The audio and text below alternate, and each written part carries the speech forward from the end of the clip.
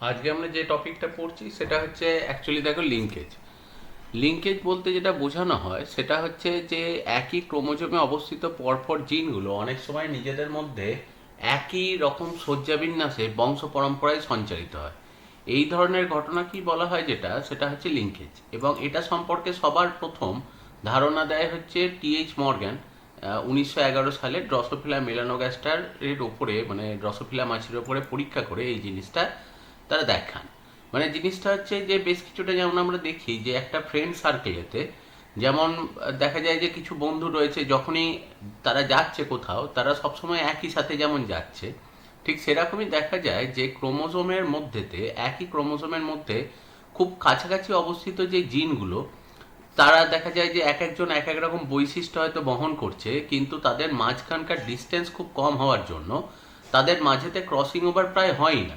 তার জন্য দেখা যায় যে মেন্ডেলের যে অ্যাকচুয়ালি স্বাধীন সঞ্চারণ সূত্র, বা যেটাকে আমরা বলি ল অফ ইন্ডিপেন্ডেন্ট অ্যাসর্টমেন্ট, সেই ল অফ ইন্ডিপেন্ডেন্ট অ্যাসর্টমেন্ট এদের মধ্যে অনুপস্থিত থাকে, এবং যেরকম শয্যাবিন্যাসে এরা পেরেন্টাল জীবের মধ্যে ছিল, ঠিক একই শয্যাবিন্যাসে বংশ পরম্পরায় কিন্তু সেইভাবেই সঞ্চালিত হতে থাকে।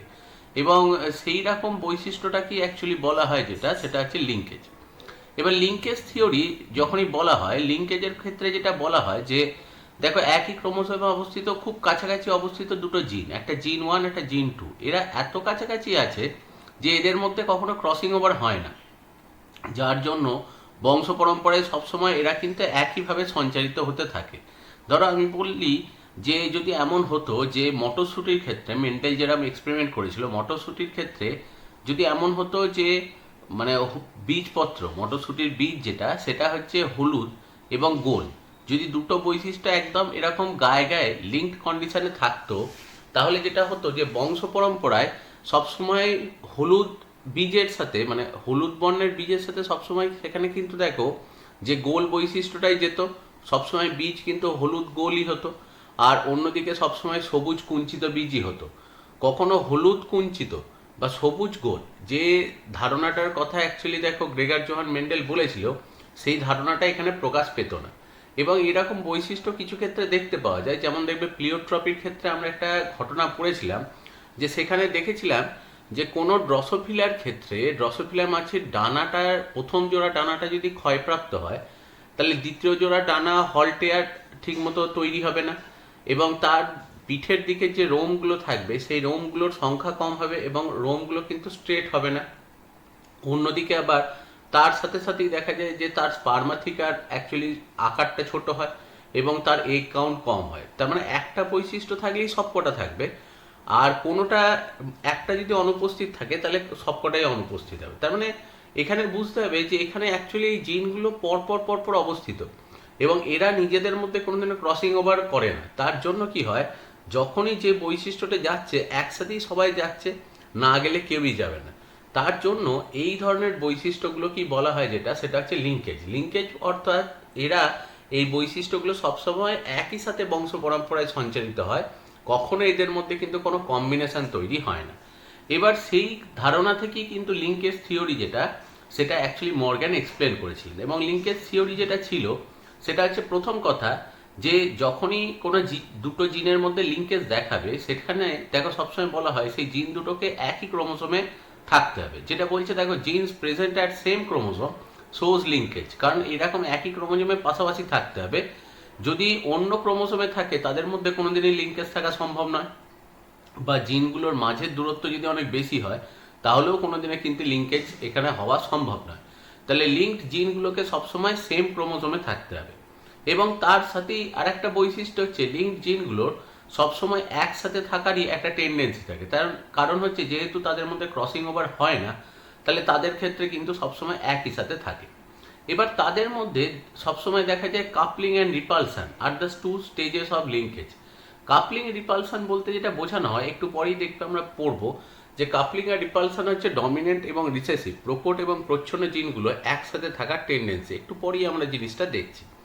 এবং আরেকটা জিনিস যেটা বলছে সেটা হচ্ছে লিঙ্কেজ ফোর্স সবসময় রিভার্সলি প্রপোর্শনাল টু ডিস্টেন্স, অর্থাৎ যত ডিস্টেন্স বাড়বে তত লিঙ্কেজ হওয়ার সম্ভাবনা কিন্তু অ্যাকচুয়ালি কম। আর যত ডিস্টেন্স কমবে তত লিঙ্কেজ মানে জিনগুলো লিঙ্কড হবার বা লিঙ্কেজ ফোর্স যেটা সেটা কিন্তু ক্রমাগত বাড়তে থাকবে। এবার দেখো দুটো ধারণার কথা বলছে, একটা হচ্ছে কমপ্লিট লিঙ্কেজ, একটা হচ্ছে ইনকমপ্লিট লিঙ্কেজ। এখানে দুটো দেখো একটা এক্সপেরিমেন্টের থ্রু দিয়ে দেখাচ্ছে যে দুটো জিন ড্রসোফিলা মাছির ক্ষেত্রে মর্গ্যান যে এক্সপেরিমেন্ট করেছিলেন সেটা হচ্ছে কালো দেহ এবং তার সাথে সাথে পার্পল আই, চোখের বর্ণ যেটা সেটা হচ্ছে পার্পল কালারের, এইরকম একটা মাছির সাথে ক্রস করেছে যেটা সেটা হচ্ছে গ্রে বডি, ধূসর রঙের অ্যাকচুয়ালি বডি এবং রেড আই, এরকম একটা অ্যাকচুয়ালি ড্রসোফিলা।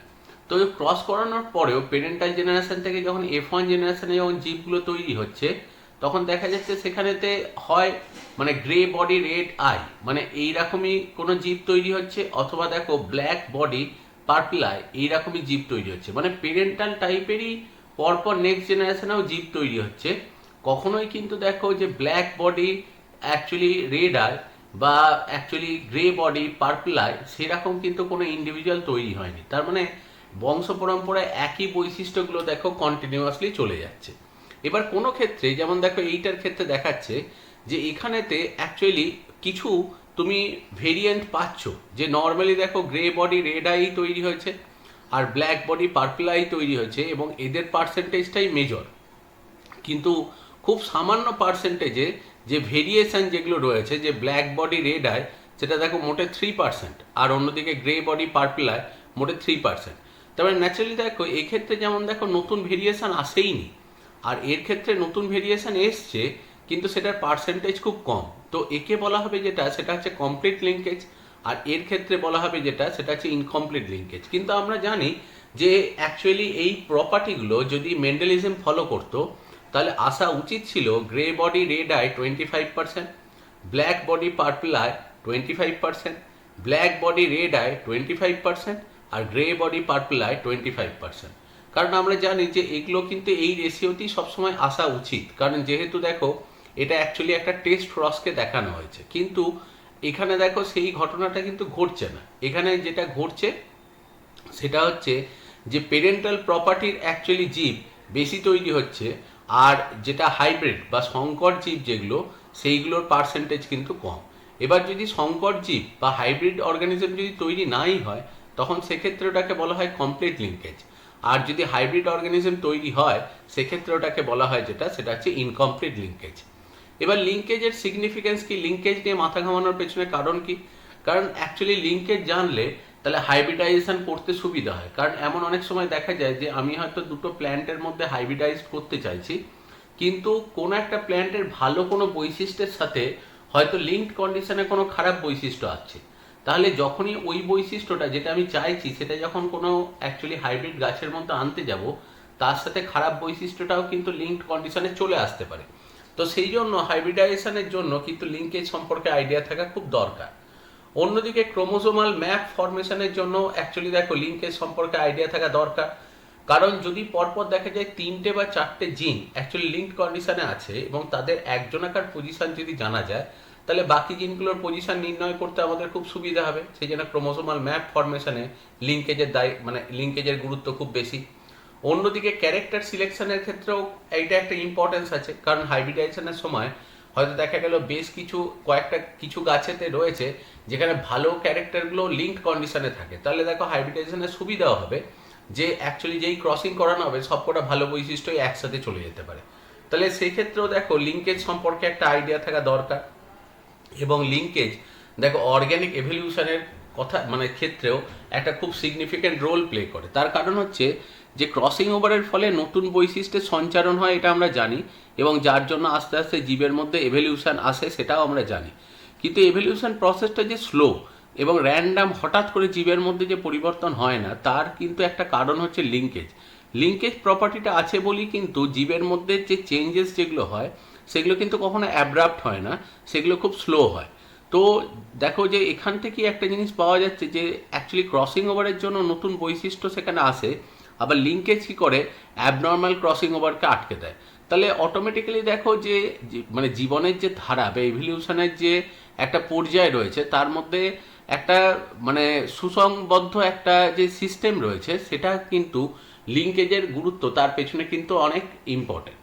এবার তাহলে সেই কারণেই এখানেতে এই জিনিসটা বলা হয়। এবার লিঙ্কেজ গ্রুপ বলতে বোঝানো হয় যে যে কোনো একটা জীবের মধ্যে ম্যাক্সিমাম কতগুলো সেটে অ্যাকচুয়ালি দেখো যে মানে লিঙ্কেজ সেটা অবস্থান করতে পারে। সবসময় জানতে হবে যে লিঙ্কেজ হতে গেলে একই ক্রোমোজোমে অবস্থিত জিনগুলোকে লিঙ্কড হতে হবে। তো ন্যাচারালি দেখো যে কোনো জীবের ক্ষেত্রে তার প্রত্যেকটা, আমি ধরে নিতে পারি যে তার প্রত্যেকটা ক্রোমোজোমে অবস্থিত, যদি আমি ধরে নিই সবকটা জিনই লিঙ্কড কন্ডিশনে আছে, তাহলে হায়েস্ট দেখো ওই জীবটার যে হ্যাপ্লয়েড ক্রোমোসোম নাম্বার, সেই হ্যাপ্লয়েড ক্রোমোসোম নাম্বারের জিনগুলোর মধ্যেই কিন্তু লিঙ্কেজ থাকবে।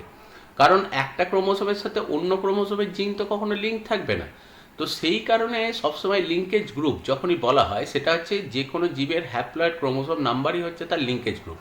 অর্থাৎ মানুষের ক্ষেত্রে লিঙ্কেজ গ্রুপ যেটা, যদি জিজ্ঞেস করা হয় যে মানুষের লিঙ্কেজ গ্রুপের সংখ্যা কত, তাহলে মানুষের হ্যাপ্লয়েড ক্রোমোজোম সেট হচ্ছে 23টা।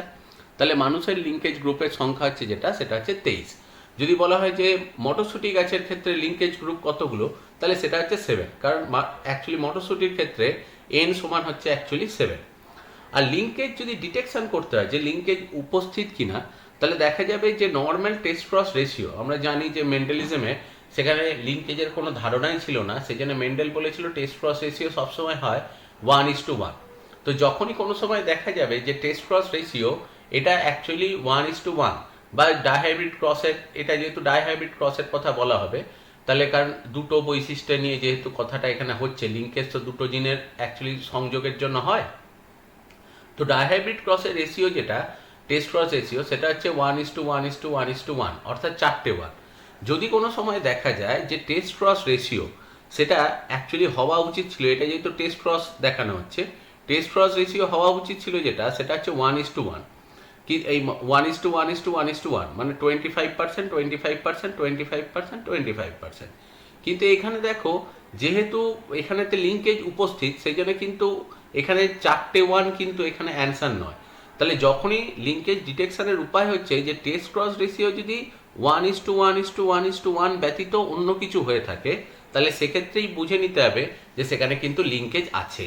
অর্থাৎ লিঙ্কেজ ডিটেকশনের উপায় হচ্ছে যেটা, সেটা বোঝার উপায় যেটা, সেটা হচ্ছে টেস্ট ক্রস রেশিও 4টে 1 ছাড়া অন্য যখনই কিছু হবে তখনই বুঝে নিতে হবে যে সেটা হচ্ছে অ্যাকচুয়ালি সেখানেতে মানে লিঙ্কেজ প্রেজেন্ট। এবার লিঙ্কেজের দুটো টাইপ বলা হয়, একটাকে বলা হয় কাপলিং, একটা হচ্ছে রিপালশন।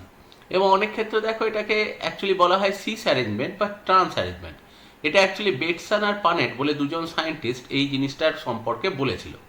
সিস অ্যারেঞ্জমেন্ট এবং ট্রান্স অ্যারেঞ্জমেন্ট বলতে যেটাকে অ্যাকচুয়ালি বোঝানো হয়, সেটা হচ্ছে যে যদি কোনো সময় দেখা যায় যে হোমোলোগাস ক্রোমোজোমের মধ্যেতে এমন হয় যে ডমিন্যান্ট ক্যারেক্টারগুলো একই সাথে আছে আর রিসেসিভ ক্যারেক্টারগুলো একই সাথে আছে, তাহলে ডমিন্যান্ট ক্যারেক্টারের একই সাথে থাকার যে টেন্ডেন্সি, সেইটাকেই বলা হয় কাপলিং। আর ডমিন্যান্ট ক্যারেক্টার একসাথে না থেকে তাদের একে অপরের বিপরীতে থাকার যে টেন্ডেন্সি, যেমন এখানে দেখো এই ক্রোমোসোমটা একটা ডমিন্যান্ট আছে, তার একটা রিসেসিভ আছে। এখানে দেখো এই যে অ্যারেঞ্জমেন্টটা রয়েছে, এখানেতে দুটো আলাদা ক্রোমোসোমকে দেখানো হচ্ছে, দুটো হোমোলোগাস ক্রোমোসোম। দেখো একদিকেতে সব ডমিন্যান্ট ক্যারেক্টার রয়েছে, একদিকে সব রিসেসিভ ক্যারেক্টার রয়েছে। তাহলে এই যে ডমিন্যান্টগুলো সব একসাথে আছে, বা এই ক্ষেত্রে দেখো ডমিন্যান্টগুলো একসাথে আছে, এই প্রপার্টিটাকেই বলছে কাপলিং। এবং এই ধরনের অ্যারেঞ্জমেন্টটাকেই বলা হয় সিস অ্যারেঞ্জমেন্ট, যে ডমিন্যান্ট একসাথে আছে, রিসেসিভ একসাথে আছে, ডমিন্যান্ট একসাথে আছে, রিসেসিভ একসাথে আছে। আর অন্যদিকে যখনই দেখা যায় ডমিনেন্ট, একটা ডমিনেন্ট ক্যারেক্টার অন্য ডমিনেন্ট ক্যারেক্টারকে অ্যাকচুয়ালি সরিয়ে দিচ্ছে, যার জন্য প্রত্যেকের ক্ষেত্রে দেখা যাচ্ছে যে ডমিনেন্ট ক্যারেক্টার যেগুলো, সেগুলো একই ক্রোমোসোমের মধ্যে অবস্থিত নয়, এই প্রপার্টিটাকেই বলা হয় রিপালশন। এবং যখনই রিপালশন হবে তখন দেখা যাবে যে ডমিনেন্ট ক্যারেক্টারগুলো ভিন্ন ভিন্ন ক্রোমোজোমে অ্যাকচুয়ালি অবস্থান করছে, এবং এই অ্যারেঞ্জমেন্টটাকে বলা হয় যেটা, সেটা হচ্ছে ট্রান্স অ্যারেঞ্জমেন্ট। তাহলে অ্যাকচুয়ালি কাপলিং আর রিপালশন এই দুটো প্রসেস বা সিস অ্যারেঞ্জমেন্ট বা ট্রান্স অ্যারেঞ্জমেন্ট, এটা হচ্ছে লিঙ্কেজের দুটো টাইপ। একদিকে সমস্ত ডমিন্যান্ট ক্যারেক্টারগুলো রয়েছে, আর একদিকে রিসেসিভ ক্যারেক্টারগুলো রয়েছে। এবার ক্রোমোসোম, জিন এবং লিঙ্কেজ ম্যাপ সেই সম্পর্কে একটা ধারণা, যে এই যে ক্রোমোসোম এবং ক্রোমোসোমে অবস্থিত জিন এবং লিঙ্কেজ ম্যাপ হচ্ছে যখন আমরা ক্রোমোজোমে অবস্থিত জিনগুলোর পরপর তাদের অবস্থানগুলো নির্ণয় করি এবং তারা কোথায় অবস্থিত এবং নিজেদের মধ্যে যে ডিস্টেন্স রয়েছে সেগুলো সম্পর্কে যখন আলোচনা করি, সেই জিনিসটাকেই বলা হয় যেটা, সেটা হচ্ছে লিঙ্কেজ ম্যাপ। এবং এটা সবার প্রথম অ্যাকচুয়ালি টি.এইচ. মর্গ্যান এবং স্টার্টুভেন্ট, এরা দুজন মিলে এটা ডিসকভার করে। এবং যখনই দেখো এই একটা মানে ডিএনএর মধ্যে বা একটা ক্রোমোসোমের মধ্যে আমরা জিনগুলোর পরপর অবস্থান দেখি, যে বিভিন্ন রকমের জিন সেখানে দেখো পরপর অবস্থান করছে, সেই জিনগুলোর মাঝের দূরত্ব মেজারমেন্টের জন্য সেখানে দুটো ইউনিট ব্যবহার করা হয়, একটা হচ্ছে সেন্টিমর্গ্যান এবং আরেকটা বলা হয় ম্যাপ ইউনিট। অ্যাকচুয়ালি দুটো সেমই জিনিস, শুধু আলাদা আলাদা মানে সিম্বল দ্বারা ওটাকে এক্সপ্লেন করা হচ্ছে, ডিস্টেন্সটা সেমই বোঝায়। এবার দেখো এই সেন্টিমর্গ্যান বা ম্যাপ ইউনিট এটা অ্যাকচুয়ালি প্রত্যেকটা যে জিন রয়েছে তার মাঝের যে ডিস্টেন্স সেটাকে মেজারমেন্টের জন্য ইউজ করা হয়। এবার এই ক্রোমোসোমাল যে ম্যাপ এটা যে ফরমেশন করা হয়, যে ক্রোমোসোমাল ম্যাপ তৈরির জন্য যেটা ব্যবহার করা হয় সেটা হচ্ছে যে অ্যাকচুয়ালি দেখো ক্রোমোসোমাল ম্যাপ বা লিঙ্কেজ ম্যাপ যেটা সেটা কাজে লাগে, যেটা সেটা হচ্ছে কোনো একটা জিনের প্রপার লোকেশান জানতে এটা কাজে লাগে। সেকেন্ড হচ্ছে জিনগুলোর মাঝে মাঝে ডিস্টেন্স, এবং সেই ডিস্টেন্সের ওপরই যেহেতু লিঙ্কেজ ব্যাপারটা রিলেট করে থাকে, সুতরাং জিনের ডিস্টেন্স বোঝা এবং তাদের মধ্যে লিঙ্কেজ ফোর্স কতটা অবস্থিত সেটা বোঝা। লিঙ্কেজের নেচার, যে আদৌ পাশাপাশি অবস্থিত জিন দুটো কি লিঙ্ক কন্ডিশন মানে কমপ্লিট লিঙ্কেজ না ইনকমপ্লিট লিঙ্কেজ, নাকি ওদের মধ্যে লিঙ্কেজ অ্যাবসেন্ট, সেই ধারণাটা পাওয়া। এবং পসিবল হাইব্রিডাইজেশন, যে দুজনকার মধ্যে যদি সংকরায়ন করানো হয় হাইব্রিড প্ল্যান্টের ক্ষেত্রে, তাহলে সেক্ষেত্রে কোন জিনগুলো অ্যাকচুয়ালি হাইব্রিড প্ল্যান্টের মধ্যে আসতে পারে সেটা সম্পর্কে একটা ধারণা পাওয়া। এবং আরও যে ধারণাটা পাওয়া সেটা হচ্ছে ক্রোমোসোমের মধ্যে কোথায় কোন জিনটা আছে সেটা সম্পর্কেও একটা অনুমান পাওয়া। তো এগুলো সবই কিন্তু অ্যাকচুয়ালি লিঙ্কেজ এবং লিঙ্কেজ ম্যাপের থ্রু দিয়ে আমরা কাউন্টিং করে থাকি। অর্থাৎ হিউম্যান জিনোম প্রজেক্টে যে আমরা জানি যে হিউম্যান জিনোম প্রজেক্টে যেটা করা হয়েছিল, যে ক্রোমোসোমের মধ্যে জিনগুলো কোথায় কি অবস্থান করছে সেটা সম্পর্কে জানা এবং সেইগুলোর সম্পর্কে একটা ধারণা পাওয়া, যে পরপর কোন জিনগুলো রয়েছে এবং তাদের মাঝে যে ডিস্টেন্স কত, সেক্ষেত্রে কিন্তু বোঝাই যাচ্ছে যে এই লিঙ্কেজ যে মেজারমেন্ট, এই লিঙ্কেজ মেজারমেন্টটা কিন্তু ওদের মাঝে ডিস্টেন্স মেনটেন করতে বা ডিস্টেন্সকে বোঝার জন্য খুবই প্রয়োজনীয় একটা মানে টুলস বলা যেতে পারে। অন্যদিকে দেখো দ্বিতীয় যে প্রপার্টিটা চলে আসছে সেটাকে অ্যাকচুয়ালি বলা হয় ক্রসিং ওভার। এবং ক্রসিং ওভারের জন্য যেটা হয় সেটা হচ্ছে ভেরিয়েশন আসে, এবং লিঙ্কেজের পুরো উল্টো ঘটনা হচ্ছে অ্যাকচুয়ালি ক্রসিং ওভার। কারণ লিঙ্কেজের জন্য দেখো একই বৈশিষ্ট্য বংশ পরম্পরায় সঞ্চালিত হয়, তো সেক্ষেত্রে ভেরিয়েশন আসছে না।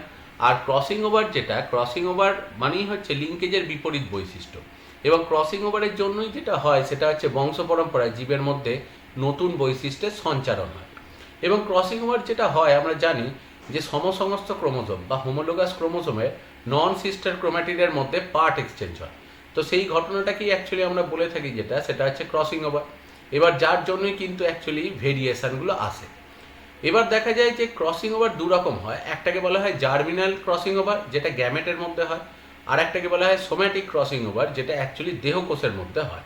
কিন্তু সোম্যাটিক ক্রসিং ওভারের রেজাল্ট কিন্তু খুব একটা ভালো কিছু আসে না, মানে এটা সেইভাবে কিন্তু কোনো এক্সপ্রেশন থাকে না।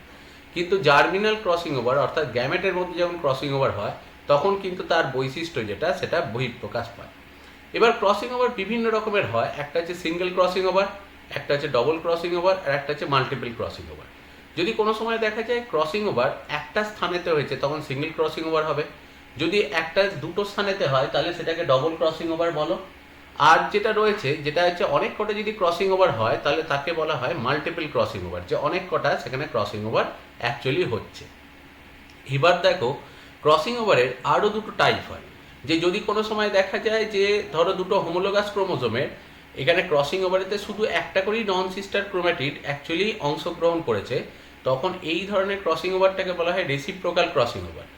আর যদি দেখা যায় যে কোনো ক্ষেত্রে ক্রসিং ওভারে দুটো হোমোলোগাস ক্রোমোজোমের চারটে নন সিস্টার ক্রোম্যাটিডই পরস্পরের সাথে অ্যাকচুয়ালি ক্রসিং ওভারে অংশগ্রহণ করেছে, তখন এই ধরনের ক্রসিং ওভারকে বলা হয় যেটা সেটা হচ্ছে কমপ্লিমেন্টারি ক্রসিং ওভার। যেমন দেখো এই জিনিসটাই দেখানো হচ্ছে।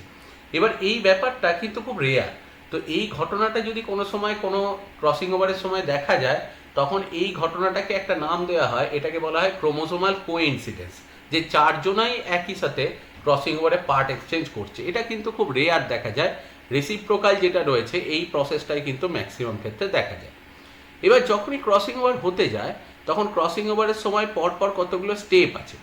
যেমন যখনই ক্রসিং ওভার হয় তখন সবার প্রথম হোমোলোগাস ক্রোমোজোমগুলোর পেয়ারিং হয়, এবং মোটামুটি লেপ্টোটিন জাইগোটিন এই স্টেজগুলোতে হোমোলোগাস ক্রোমোজোমগুলো পাশাপাশি আসে।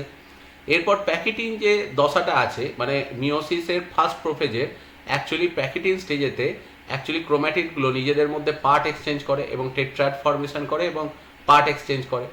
এরপর যেটা হয় ডিপ্লোটিন এবং ডায়াকাইনেসিস, এই স্টেজটাতে যেটা হয় সেটা তো আমরা জানি যে এখানে সেপারেশন হয় এবং কায়াজমা যেটা, সেই কায়াজমাটা দেখতে পাওয়া যায় এবং এই অবস্থাতে ক্রসিং ওভারটা কমপ্লিট হয়। এবং সবসময় যখন ক্রসিং ওভার হয় তখন সেখানে কিন্তু এই নন সিস্টার ক্রোম্যাটিডের মধ্যে ক্রসিং ওভার হয়। এখানে লিঙ্কেজ এবং ক্রসিং ওভার দুটোরই এই বৈশিষ্ট্যগুলো খুব ইম্পর্টেন্ট। লিঙ্কেজ থিওরিরও যে ক্যারেক্টারগুলো পড়েছিলাম সেটাও খুব ইম্পর্টেন্ট, ক্রসিং ওভারেরও কিন্তু এই ক্যারেক্টারগুলোই ইম্পর্টেন্ট এবং এইগুলোই লিখতে দেওয়া হয়, এইগুলোই ভালো করে পড়তে হবে। আর একটা জিনিস যেটা বলে যে ক্রসিং ওভার কিন্তু হোমোলোগাস ক্রোমোসোমগুলো যে কোনো জায়গায় হতে পারে এবং সবসময় ক্রসিং ওভার যেটা সেটা কিন্তু ক্রোমোসোমের লেন্থের উপর ডিপেন্ড করে। যে ক্রোমোসোমের লেন্থ যত বেশি হবে সেখানে ক্রসিং ওভার হওয়ার চান্সেস অনেক বেশি, আর যে ক্রোমোসোমটা যত ছোট আকৃতির হবে সেখানে ক্রসিং ওভার হওয়ার চান্সেস অনেক কম। এবার বলছি কিছু ফ্যাক্টর আছে যেগুলো ক্রসিং ওভারকে অ্যাকচুয়ালি বাড়ায়। অর্থাৎ যদি কোনো সময় দেখা যায় যে ক্রোমোসোম হোমোলোগাস ক্রোমোসোমগুলোর লেন্থ অনেক বেশি তাহলে ক্রসিং ওভার হওয়ার চান্স অনেক বেশি। এবং খুব বেশি বা কম টেম্পারেচার যদি থাকে তাহলে সেক্ষেত্রে দেখো অ্যাকচুয়ালি ক্রসিং হবার যে টেন্ডেন্সি সেটা বেড়ে যায়। এক্স রে প্রয়োগ করলে ক্রসিং ওভার হওয়ার চান্স বেড়ে যায়। ফিমেল ড্রসোফিলার ক্ষেত্রে ক্রসিং ওভার বেশি হয়। অন্যদিকে এইটা খুব ইম্পর্ট্যান্ট একটা কোশ্চেন যে অ্যাকচুয়ালি ফিমেল ড্রসোফিলায় ক্রসিং ওভার বেশি হয়। অন্যদিকে অ্যাকচুয়ালি ফ্যাক্টর যেগুলো ক্রসিং ওভারকে কমায়, যেমন দেখা যায় মিউটেশন হলে ক্রসিং ওভার হওয়ার চান্স বা টেন্ডেন্সি কমে যায়।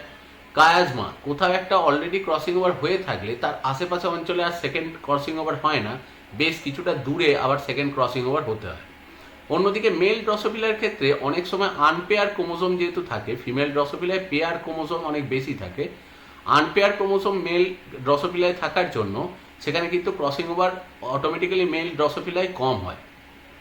আর একটা যেটা হয় সেটা হচ্ছে সেন্ট্রোমিয়ার এবং টেলোমিয়ার রিজিয়ন, মানে যেখানে কাইনেটোকোর প্রোটিনটা আটকে আছে এবং ক্রোমোসোমের শেষ প্রান্তে ক্রসিং ওভার হওয়ার টেন্ডেন্সি বা চান্স কিন্তু খুবই কম। তাহলে এই বেশ কিছু ফ্যাক্টর রয়েছে যেগুলো ক্রসিং ওভারকে বাড়াচ্ছে বা ক্রসিং ওভারকে কমাচ্ছে। এবার দেখো কতগুলো কথা বলা হয়। একটা হচ্ছে ক্রোমোসোমাল ইন্টারফেয়ারেন্স। একটু আগেই যেটা দেখো বলছিলাম যে যখনই দুটো হোমোলোগাস ক্রোমোসোম অ্যাকচুয়ালি পাশাপাশি আসে তখন দুটো জিনের মধ্যে যদি কোথাও ক্রসিং ওভার হয়, মানে অ্যাকচুয়ালি কোনো একটা ক্রোমোসোমের হোমোলোগাস ক্রোমোসোমের দুটো নন সিস্টার ক্রোম্যাটিডের মধ্যে যদি ক্রসিং ওভার হয়, সেই ক্রসিং ওভারটা খুব কাছাকাছি জায়গার মধ্যে ক্রসিং ওভারে বাঁধা দেয়।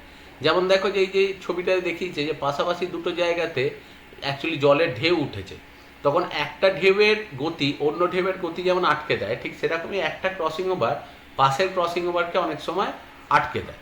তো সেই জন্য মানে কাছাকাছি স্থানেতে সেকেন্ড ক্রসিং ওভার হতে দেয় না, আবার বেশ কিছুটা দূরে গিয়ে ক্রসিং ওভারটা হয়।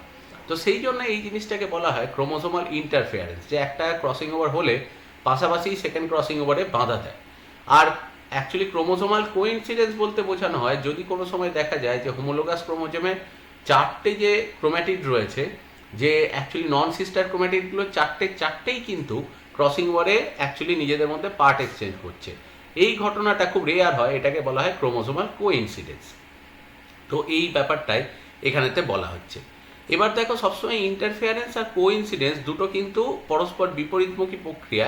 সেই যে সম্পর্কটাকে এইভাবে বোঝানো হয় যে ইন্টারফেয়ারেন্স সমান 1 মাইনাস কোএফিসিয়েন্ট অফ কোইন্সিডেন্স, এই হিসেবে একটা জিনিসটাকে প্রকাশ করা হয়। এবার যখনই দেখো ক্রসিং ওভার হচ্ছে তখন এইভাবে যখন ক্রসিং ওভার হয় দেখো যে অ্যাকচুয়ালি হোমোলোগাস ক্রোমোসোমগুলো নন সিস্টার ক্রোম্যাটিড নিজেদের মধ্যে পার্ট এক্সচেঞ্জ করছে। এবার যখনই এখানেতে পার্ট এক্সচেঞ্জ করছে দেখো এদের মধ্যেতে নতুন ভেরিয়েশন এসছে, আর এই ক্রোমোসোমগুলো কিন্তু পেডেন্টাল কম্বিনেশনই রয়েছে। এবার ক্রসিং ওভারের যে গুরুত্বগুলো, প্রথম যেটা ক্রসিং ওভারের মাধ্যমে খুব ভালো করে জানা যায় যে জিনগুলো ক্রোমোসোমের মধ্যে পরপর অ্যাকচুয়ালি সাজানো থাকে, যার জন্যই যখন ক্রসিং ওভার হয় নিজেদের মধ্যে পার্ট এক্সচেঞ্জ হয় তখন ঠিকঠাক মতো একই বিন্যাসে তারা কিন্তু পরবর্তী জেনারেশনেতে যায়। অন্যদিকে যে অ্যাকচুয়ালি হোমোলোগাস ক্রোমোসোমের মধ্যে তাদের অ্যালিল বর্তমান, যার জন্য ক্রসিং ওভারে যখন নিজেদের মধ্যে পার্ট এক্সচেঞ্জ হয় তখন সেক্ষেত্রে কিন্তু ঠিকঠাক একই বৈশিষ্ট্যেরই এক্সচেঞ্জ হয়। অর্থাৎ তাদের দেখা যায় যে একই ক্যারেক্টারের অ্যালিলগুলো নিজেদের মধ্যে পার্ট এক্সচেঞ্জ করে, কিন্তু অ্যালিল যদি না থাকতো তাহলে তো ক্যারেক্টারগুলোই পুরো পাল্টে যাওয়ার সম্ভাবনা থাকতো। এবং যেহেতু এখানে দেখো কম্বিনেশন হচ্ছে তার জন্য অটোমেটিক্যালি নতুন বৈশিষ্ট্য আসার সম্ভাবনা থাকে। এবং নতুন বৈশিষ্ট্য অনেক বেশি চলে এলে সেক্ষেত্রে অনেক সময় নতুন স্পিসিস বা নতুন প্রজাতিও ডেভেলপ করার সম্ভাবনা থাকে। অর্গ্যানিক এভলিউশন অ্যাকচুয়ালি এইভাবে যখন নতুন স্পিসিস তৈরির ফলে যে নতুন বৈশিষ্ট্যের জীব আস্তে আস্তে আসছে, তার জন্য ন্যাচারালি দেখা যায় এভলিউশন, যে আস্তে আস্তে জীবের মধ্যে পরিবর্তন হতে হতে সেখানে তো একটা দেখো অভিযোজনের ধারা সেটা সৃষ্টি হয়। আর হচ্ছে জিন ম্যাপিং ক্যালকুলেশন করার জন্য সেখানে যেমন লিঙ্কেজের একটা গুরুত্ব আছে, ঠিক সেরকম ক্রসিং ওভারেরও কিন্তু গুরুত্ব হচ্ছে অপরিসীম।